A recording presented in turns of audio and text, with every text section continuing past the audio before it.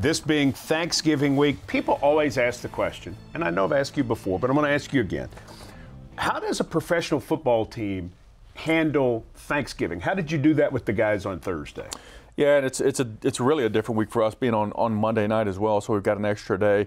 But Thanksgiving, we came in the morning. We wanted to continue our prep and our focus on Houston. Work till lunch, maybe shortly after, and then get away from the office, get home with the family. We've all got so much to be thankful for every year, and especially this time of year with Thanksgiving. Spend some time with them and just enjoy their company. I know something special to you and something special to the entire organization. 5th year in a row, the Titans have partnered with Bridge Ministries to feed the homeless during Thanksgiving week.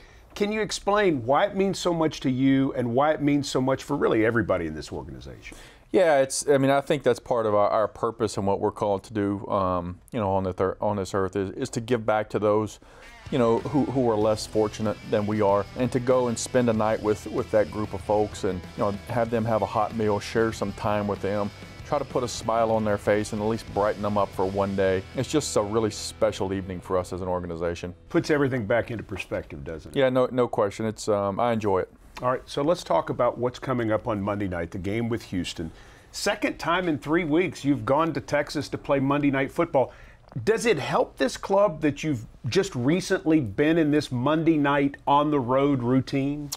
Yeah, I think familiarity with that type of schedule. It's a little different where you're traveling on a Sunday, where you're usually traveling on Saturday. Having a long time on Monday leading up to the game at night, where you're usually kicking off at 1 or 3 in the afternoon, noon, whatever the time zone may be. But being able to have some familiarity with that, to go through those meetings throughout the course of the day, know how you're going to budget your time, if you will, leading up to the game. But the most important thing is for us to be mentally and physically ready to go on Monday night.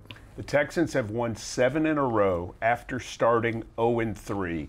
As you watch them on tape, where can you see that they've really put it together to go on this win streak? Yeah, I think in all 3 phases of the game, they're really doing a good job. They've got they got playmakers on both sides of the ball there. Deshaun Watson's really doing a lot of good things for them. They got the running game going with Miller and Blue. Hopkins, he's always a problem. And then defensively, it's that, they've got a bunch of monsters over there in Watt and Merciless. Clowney's back. We didn't see him the first time we played him. McKinney, they do a good job in the secondary. So it'll be a big test for our football team. During this 7-game win streak, they've won a bunch of close games. What's been the key to them doing that?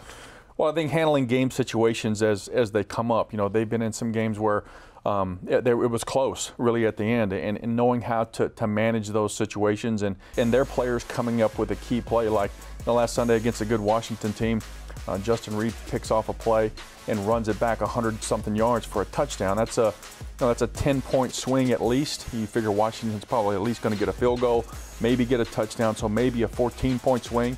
So that really swings the pendulum when you can have those type plays. All right, most importantly, Jon Robinson, how do the Tennessee Titans go to NRG Stadium Monday night and knock off the Houston Texans? Well, I think it's all about execution, for us. I think offensively it starts with the quarterback. He's got to do a good job of finding those guys, getting open. The line's got to protect. We got to open up some holes for Dion and Derek, try to get their run game going. Receivers got to get open and make plays. And then defensively, we got to do a good job of stopping their run. They ran for over 100 last week against, like I said, a good Washington defense, containing and pressuring.